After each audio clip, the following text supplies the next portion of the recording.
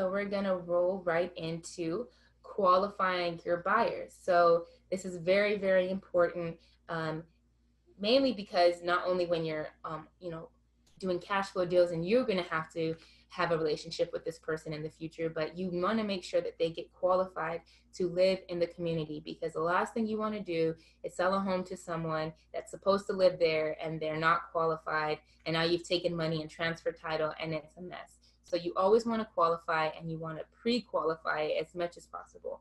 So um, obviously the qualification questions that you ask, it depends on the strategy you choose. If you're going to be moving the home or wholesaling the home to someone with cash that's not going to live in the community, it's going to be completely different questions than somebody that's actually going to live there, that wants to live in the community. And even that's going to be questions, completely different questions than somebody that's going to make payments to you for 5 to 6 years. So make sure that you're aware of what strategy you want to use going into it. It also depends on the park requirements. So you want to check with the park for their requirements. Um, a lot of times they have a household monthly income requirement. So they require that the tenant buyer makes at least 3 times the lot rent. And if you're actually collecting a payment from them, sometimes they will add in that payment, and so they have to make 3 times that payment. So make sure you know what their requirement is at the park, because that is also going to be something that you're going to have to be thinking about when you're qualifying these buyers. Also, ask them if they have a credit score requirement. Some parks have a pretty low credit score requirement, like they'll have like a 500. Some will have 650. We worked in a 55 and over park that had a 700 credit score requirement. So make sure you know what that is, because it's really unfortunate when you have a qualified buyer or a buyer with cash that has everything else perfect, but their credit score is low and they get denied from the park. So know what it is in advance so nobody gets their heart broken in the end. Um, Make sure you know what they accept as proof of income.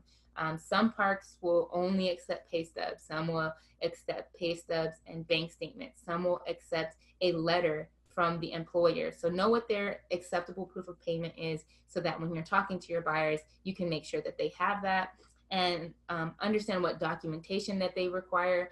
We've had some issues where they require a social security card, and our buyers only had maybe an I-9 or a visa, and they just don't allow those in their community. And so that could be an issue as well. And then know the pet policy. This is one that can kind of just sneak up and bite you in the butt, because it's not something that you may think of talking about to the buyer. But I've had situations where the buyer looks great, but they have like 3 German Shepherds, and it's not, the park only allows 2 small dogs. So kind of understand what their pet policy is. Some parks are really lenient, some are very strict. So that's something that you should also think about when you're talking to the park. And so some basic questions that you want to ask your buyer are, do you have any evictions, felonies, or bankruptcies? This is one of the first questions we ask, because again, they can have great income and credit, or maybe not credit with a bankruptcy, but they may have one of these items which will not allow them to get approved to live in the park. And so that would really just blow up the deal for you. Do you need financing? Very important, because it's something that you have to decide if you are willing to give them a loan and allow them to make payments to you. And always ask, if they do need financing, how much can you put down on the home? That's important, because that's going to be very important for your numbers. And then we're going to kind of go into that in a little bit. What's your household monthly income? Again, the park has a requirement to live in the community. You may have your own standard that you want them to have to create a note with them. So make sure you understand their household monthly income. Ask them their credit score. Ask them if they have any pets. If they do, what kind of pets do they have?